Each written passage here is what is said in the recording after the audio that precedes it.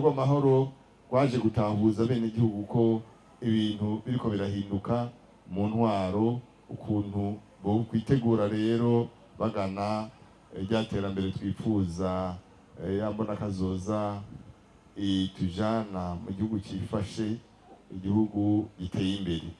Rero agira ati iyo migambi yose yari muri Rusaka, iyindi yari muri Ndava, iyindi migambi yari kubasangwa hano, muyegeranye muyishire hamwe, ariko muyoreshe kuri wa mugambi munini wagutse w'imbona kazoza y'iterambere, kuba turi igihugu cyifashe muri 2040 duteye imbere muri 2060.